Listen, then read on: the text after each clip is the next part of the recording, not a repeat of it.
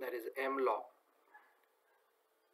In this video, we are going to see the fundamentals of research, particularly about the legal research. This video will cover the basic idea of research methodology. This is an introductory video to have a basic idea about what is meant by research. Let's see. First, we'll see the contents of this video. In this video, we are going to see the meaning of research and legal research, sources of research, research methodology, the types of research methodology, meaning of research design, research problem, research hypothesis, data collection and the methods of data collection, hypothesis and testing of hypothesis, literature review, and ethics in research. Therefore, this video will definitely be helpful to all of you in understanding the research. First of all, we'll understand the meaning of research. In our day-to-day life, we use the word research. But what does it mean? In common sense, we can say that research is the systematic investigation into and study of materials and sources in order to establish facts and to reach to a new conclusions. Means this is nothing but an investigation or examination into the area which has already been searched. But this investigation is in order to discover some new things, some new knowledge, some new ideologies, and therefore the research is very helpful in our day-to-day life. Further, we can say that research is considered to be more objective, methodical, well-determined, and a scientific process of investigation. Yes, it is nothing but an investigation. Investigate so that we can reach to our predetermined goal, and this is nothing but the process of research work. Now, on the same line, we can define the term legal research. The term legal research is used as the research in the field of law, legal systems, and legal institutions. We can say here that the jurisprudence is nothing but an investigation or the research in the field of law. How the law system works, from where the law has been developed, and what will be the future of the present legal system or laws as such. And therefore, the research in the field of law, legal system, and legal institutions are considered as a legal research. This legal research is performed by anyone who is having a need for legal information. He may be a layman or a lawman. The person who wants to seek information, and for that purpose he conducts a research, that is a legal research. This legal research is conducted by lawyers, judges, academicians, law librarians, and paralegal volunteers, or those who want to discharge their duty in the field of law, like police and other tribunals and other officers who are working in implementing the law as such. Now we'll understand what are the sources of research. There are two sources of research which has been divided into primary source and secondary source. Primary sources are the commentaries which are available on the law, but that do not have the legal binding effect, but it works as an aid in explaining what the law is or it should be.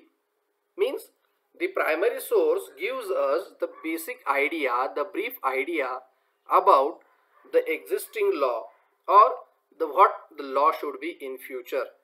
This primary source consists of opinions of judges, opinions of Attorney General, Law Minister, or a minister who has given his statement in the Parliament, or other primary authorities who are having a foreign jurisdiction. These are considered as a primary source, which is not binding as such. And the secondary source of research consists of commentaries, law journals, periodicals, articles, textbooks, legal encyclopedia, legal dictionary, annotations, legal opinions, surveys, and legislative history. All these are considered as a primary sources of law for the researcher. But these are just helpful for the researcher to conduct his research. Therefore, these are considered as a secondary sources of research. Moving further, it is necessary to conduct the research, but while conducting the research, you must have to adopt certain methodology. Research methodology is the method or mode of conducting a research work. Means whenever a researcher, a person who wants to conduct a research, he has to decide what kind of path, what kind of road or mode he wants to adopt to conduct his research work. And therefore, the research methodology can be chosen according to the nature and purpose of the study and other attributes like the population, field, area of research work, etc. But your research methodology depends upon the nature and purpose of the research study. Now, there are four kinds of research method. Means these are the broad categories, that is quantitative research and qualitative research, descriptive research and analytical research, applied research and fundamental research, exploratory research and conclusive research. These are certain types of research. Whenever a researcher conducts a research, his research work can fit into one of these four criteria, and therefore these are primary or general types of research method. We'll discuss about this in our next video. Now, what is research design? Whenever a research decides to conduct a research, he has to decide how he is going to conduct his research work, what kind of methodology he is going to adopt, and therefore he has to lay down a framework of conducting a research. This is known as a research design. Following steps are generally formulated in conducting a research process. That is, formulating the research problem, developing the objectives, preparing a research design, selecting a sampling design, writing a research proposal, collecting the data, analyzing the data, and preparing a report or presentation of such research work. This is a broad framework of any research work. This is known as a research design. You can adopt this a basic research design for conducting any kind of research. Now, what is the research problem? This is very foundation of any research, because unless and until you find a problem in a particular situation, in particular area, in particular law, you cannot conduct a research. There must have certain problem. Either it may be a question of fact or a question of law which is considered as a problem, and to solve that problem, to find the answer to that problem, you want to conduct a research, and this is known as a research problem. Your research problem must be concrete one so that you can conduct a good research. Research problem is a reason why the research is to be conducted. Why a researcher wants to conduct a research? The answer of this question is nothing but the research problem. Therefore, it must be sure, a researcher must be sure, confident about the work he wants to conduct in a research. Defining a research problem is the fuel that drives the scientific process. Yes, of course, a researcher must be well conversant with the research problem. Then and only he can conduct his research work in a scientific manner. Then, a very important aspect in a research area is the research hypothesis. Hypothesis is a statement which is created by the researcher when they speculate upon the outcome of research or experiment. Whenever a researcher wishes to conduct his research, he must speculate upon certain things. Speculate means he has to assume certain things to be true, certain things to be false. And therefore, he must formulate the research hypothesis. Hypothesis acts as a guideline for the researcher to conduct his research. Hypothesis acts as a path light for the researcher to walk upon.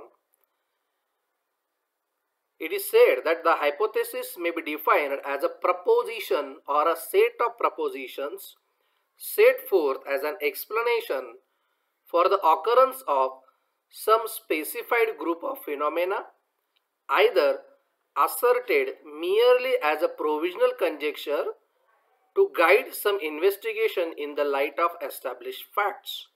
This is the definition given by the Kothari.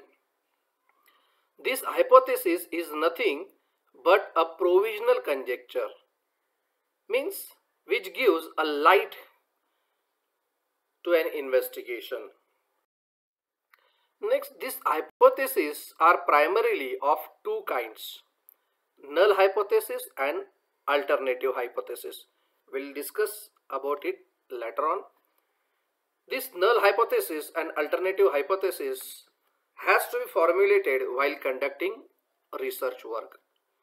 Now, what are the characteristics or the basic features of hypothesis? Hypothesis must be precise and clear. Researcher must have a clear understanding about the research work, and therefore he shall frame a precise and clear hypothesis so that his research works can be conducted in a very scientific manner. Hypothesis must be capable of being put to test. It is necessary that the hypothesis shall be tested at the end of your research. Then and only you can come to know whether your hypothesis was good or bad. Hypothesis must state the relationship between two variables. Variables are nothing but the samples or the things which you have assumed while conducting your research. Your research is based on the variables that must have a good relationship with the hypothesis, and therefore the hypothesis and variables must be interlinked with each other. Hypothesis must be specific and limited in scope. It must be precise, and therefore the hypothesis must be a specific one. And hypothesis must be consistent and derived from the most known facts. That is, hypothesis shall be based on your literature review. The things which you have already studied, the researcher have already studied certain literature, and on that basis of that literature he has formulated his hypothesis, and therefore the hypothesis must derive from the most known facts, the facts which are already there in the society. Now, for conducting a research, it is necessary to collect the data, and therefore the data collection is a very important step in conducting a research work. Data collection is a process of collecting information. It is a process of collecting information. The information which is derived from all the relevant sources, and the object of this information is to find answers to the research problem, to test the hypothesis, and to evaluate the outcomes. The information which is collected by the researcher must satisfy these three tests, that the information which the researcher has collected must be based on the research problem, the information must test the hypothesis, and the information must evaluate the outcomes. And therefore, while data collection, the researcher must be vigilant while conducting a data. Because data collection, your whole research work is based upon the kind of data, the quality of data you have collected. Now, hypothesis testing. In hypothesis testing, an analyst, that is a researcher, tests a statistical sample with the goal of accepting or rejecting a null hypothesis. While formulating his research hypothesis, we have seen that the hypothesis, there are two kinds, null hypothesis and alternative hypothesis. This hypothesis must be tested on the basis of the data which you have collected. And therefore, hypothesis testing is an act in statistics whereby an analyst, that is a researcher, tests an assumption that whether the information which he has collected is true or false, whether the information which he has collected and whether the hypothesis he has formulated are having any relationship with each other or not, whether they are positive or negative. And therefore, hypothesis testing is very essential. Hypothesis testing tells the analyst whether or not his primary hypothesis is true. If it isn't true, the analyst formulates a new hypothesis to be tested, repeating the process until the data reveals a true hypothesis. And therefore, hypothesis testing is very much essential for a researcher.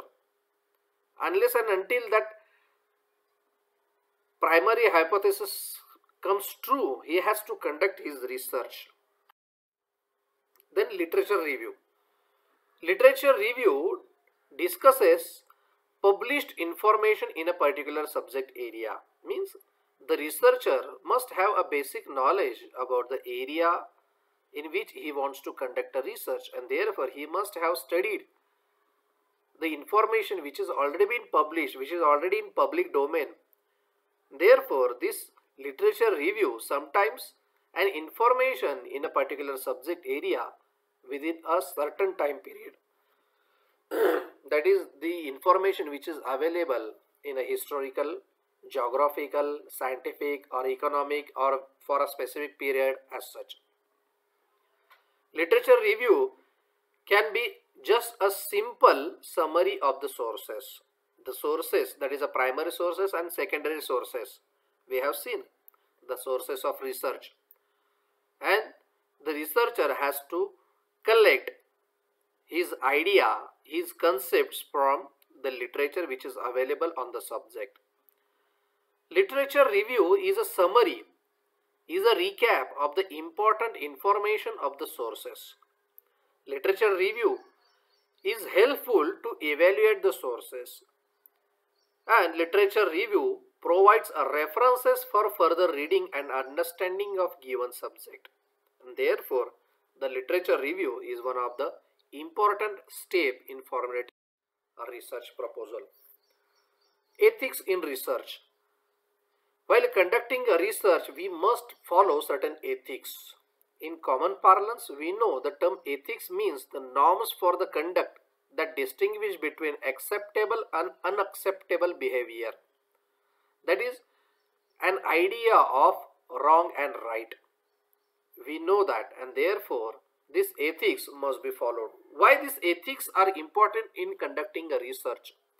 Because ethics are nothing but the norms which promote the aims of research. What is the aim of research?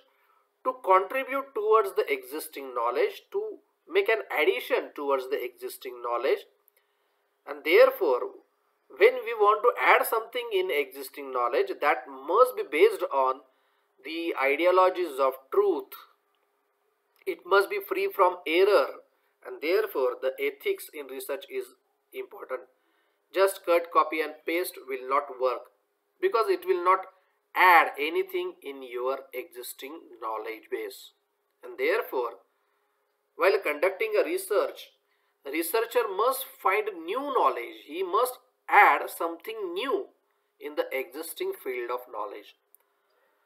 Why ethics is necessary? Because ethical standards promote the values that are essential to collaborative work, such as trust, accountability, mutual respect, and fairness.